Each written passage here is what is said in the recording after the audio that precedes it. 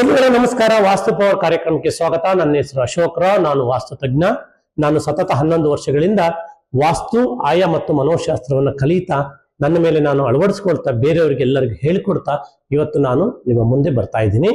ನಾನು ಬರುವಂತ ಉದ್ದೇಶ ಇಷ್ಟೇ: ಉತ್ತಮವಾದಂಥ ಪರಿಸರ ವಾಸ್ತು, ಪಂಚಭೂತಗಳ ವಾಸ್ತು, ಮನಸ್ಸಿನ ವಾಸ್ತು, ನಾವು ವಾಸ ಮಾಡುವಂಥ ಮನೆ ಹೇಗಿರಬೇಕು, ನಮ್ಮ ಮನಸ್ಥಿತಿ ಹೇಗಿರಬೇಕು, ನಮ್ಮ ಫ್ಯಾಮಿಲಿ ಹೇಗಿರಬೇಕು, ನಮ್ಮ ಹತ್ರ ಎಷ್ಟು ಹಣ ಬರಬೇಕು, ನಾವು ಹೇಗೆ ಹಣವನ್ನು ಸಂಪಾದನೆ ಮಾಡಿ ಒಂದು ಯೋಗ್ಯವಾದ ರಸ್ತೆಯಲ್ಲಿ ನಾವು ಹೋಗಿ ಅದನ್ನು ಇನ್ವೆಸ್ಟ್ ಮಾಡಬೇಕು, ಯಾವ ಒಂದು ಒಳ್ಳೆಯ ಕೆಲಸ ಕಾರ್ಯದ ಮೇಲೆ ನಾವು ಇನ್ವೆಸ್ಟ್ಮೆಂಟ್ ಮಾಡಬೇಕು ಅಂದರೆ ಮೊದಲು ನಮ್ಮ ಮನಸ್ಸಿನ ವಾಸ್ತು ಸರಿಯಾಗಬೇಕು. ಅದಾದ್ಮೇಲೆ ನಮ್ಮ ಮನೆಯ ವಾಸ್ತು ಸರಿಯಾಗುತ್ತೆ. ಅದಾದ್ಮೇಲೆ ನಮ್ಮ ಲೈಫ್ ಎಲ್ಲ ವಾಸ್ತು ಚೆನ್ನಾಗಿರ್ತದೆ. ವಾಸ್ತು ಹೊಂದಿದರೆ ಸಾಕ. ವಾಸ್ತು ಮಾಡೋಕ್ಕಿಂತ ಮುಂಚೆ ಆ ಪರಿಪೂರ್ಣವಾದ ನಿಮ್ಮ ನಿವೇಶನದಲ್ಲಿ ಆಯ ಅಂತ ಹೇಳ್ತಾರೆ.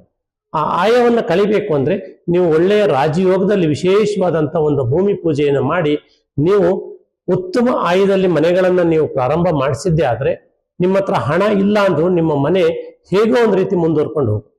ಯಾರೋ ನಿಮಗೆ ಹಣವನ್ನು ಸಹಾಯ ಮಾಡುವಂಥ ಒಂದು ಸನ್ನಿವೇಶಗಳು ಬರ್ತದೆ.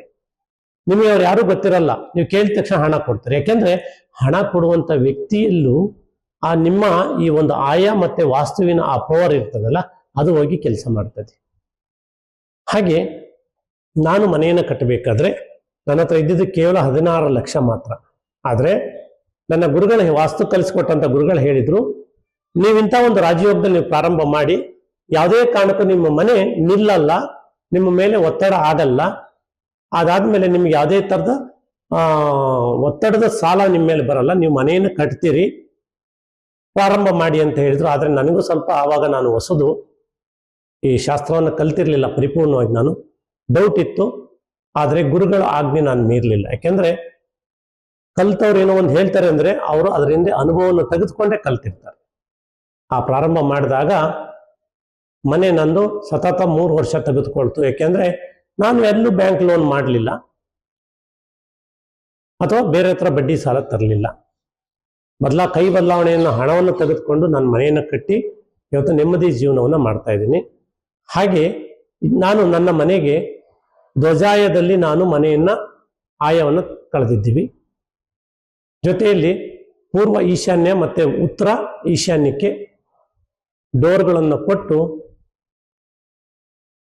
ಒಂದು ಆಗ್ನೇಯ ಅಂದ್ರೆ ನೀಚ ಸ್ಥಾನದಲ್ಲಿ ಮೆಟ್ಲನ್ನು ಕೊಟ್ಟು, ಉಚ್ಚ ಸ್ಥಾನದಲ್ಲಿ ಸಂಪನ್ನ ಕೊಟ್ಟು, ಮನೆಯ ಸುತ್ತ ಒಂದು ಆವರಣದ ಗೋಡೆಯನ್ನ ಹಾಕಿ ನಾನು ಮನೆಯನ್ನ ಕಟ್ಟಿದ್ದೀನಿ.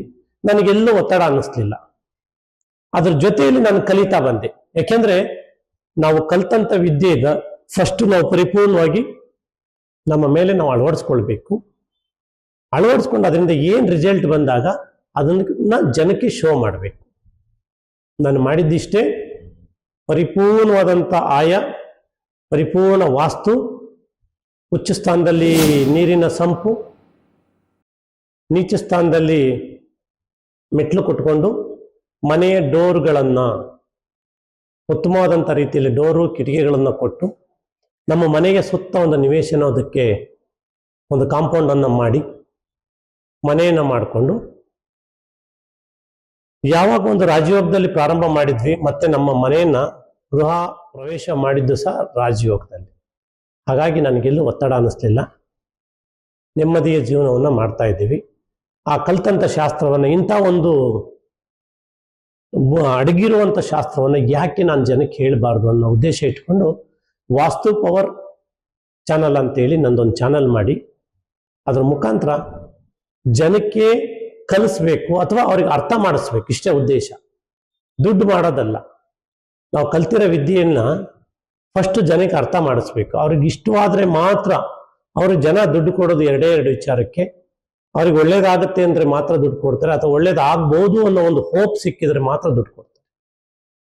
ಮನುಷ್ಯನಿಗೆ ಎಷ್ಟು ಬೇಕು ಜೀವನಕ್ಕೆ ದುಡ್ಡು?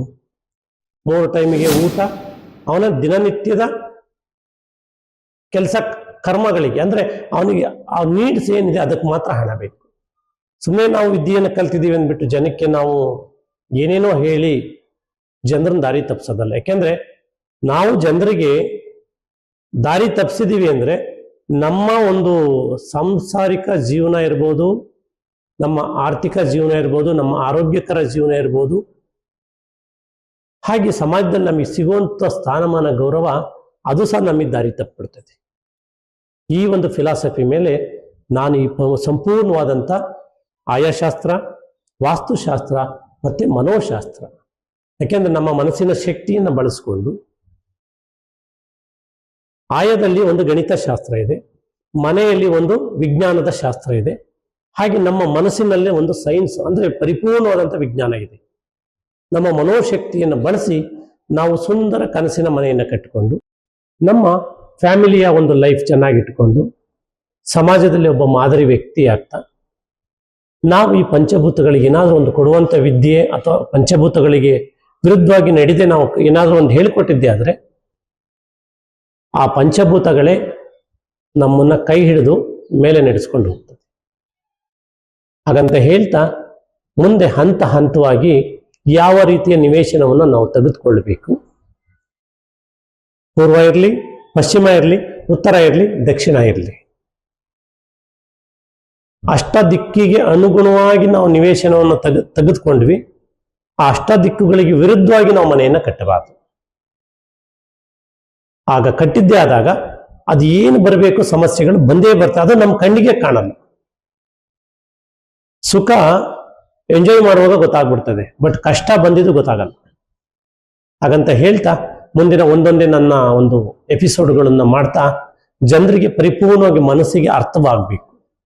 ಅವ್ರು ಇದನ್ನು ಅರ್ಥ ಮಾಡಿಕೊಂಡು ನಾನೇನಾದರೂ ಬದಲಾವಣೆ ಆಗ್ಬೇಕಂತ ಅವ್ರ ಮನಸ್ಸಿನಲ್ಲಿ ಬಂದು ಅವ್ರ ಬದಲಾವಣೆ ಆದರೆ ಆ ಬದಲಾವಣೆಯನ್ನು ಮಾರ್ಗವನ್ನು ಹೇಳಿಕೊಡ್ತೀನಿ.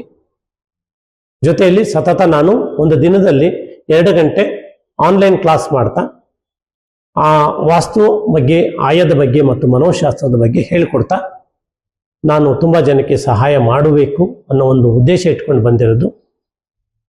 ಯಾಕೆಂದ್ರೆ ನನ್ನ ಹಿನ್ನೆಲೆ, ನನ್ನ ಬ್ಯಾಕ್ಗ್ರೌಂಡ್ ನೋಡಿದರೆ ತುಂಬ ಏಳು ಬೀಳುಗಳ ಒಂದು ಲೋಕ. ನಾನು ಸಾಂಸಾರಿಕ ಜೀವನದಲ್ಲಿ ಫೇಲ್ ಆಗಿದ್ದೆ, ಆರೋಗ್ಯ ಅನ್ನೋ ಒಂದು ಲೈಫಲ್ಲಿ ಫೇಲ್ ಆಗಿದ್ದೆ, ಆರ್ಥಿಕವಾಗಿ ನಾನು ಫೇಲ್ ಆಗಿದ್ದೆ. ಲೈಫೇ ಬೇಡ, ಜೀವನನೇ ಬೇಡ ಅಂತ ಹೋಗಬೇಕು ಅಂತ ಇದ್ದಂಥ ವ್ಯಕ್ತಿ ನನಗೆ 2014ರಲ್ಲಿ ವಾಸ್ತು ಪರಿಚಯ ಆಯಿತು. ಆ ಟೈಮಲ್ಲಿ ನನ್ನ ಗುರುಗಳು ಹೇಳಿದರು, ಇಷ್ಟೆಲ್ಲ ಸಮಸ್ಯೆಗೆ ವಾಸ್ತು ದೋಷನೇ ಮೊದಲನೆಯ ಒಂದು ಕಾರಣ ಅಂತ ಹೇಳಿದರು.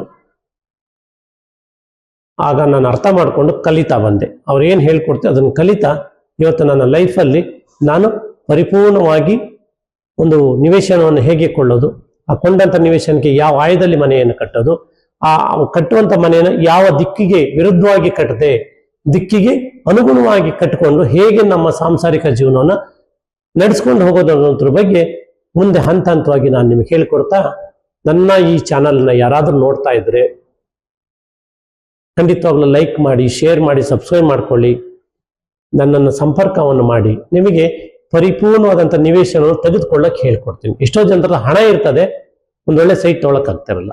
ಎಷ್ಟೋ ಜನ ಸೈಟ್ ತೊಗೊಳಕ್ ಕಷ್ಟ ಇರಲ್ಲ, ಆದ್ರೂ ಒಂದು ಸೈಟ್ ತಗೊಳ್ತಾರೆ. ಅವ್ರು ಅಂದ್ಕೊಳ್ತಾರೆ ನನ್ನ ಲಕ್ ಅಂತಾರೆ. ಇಲ್ಲ, ಅವರು ಮನೋಶಕ್ತಿಯನ್ನು ಬಳಸಿ ನಾನು ತಗೊಳ್ತೀನಿ ಅನ್ನೋ ಒಂದು ಇಚ್ಛಾಶಕ್ತಿ ಮತ್ತು ಮನೋಶಕ್ತಿಯನ್ನು ಬಳಸಿ ಅವರು ಒಂದು ನಿವೇಶನವನ್ನು ಖರೀದಿ ಮಾಡ್ತಾರೆ.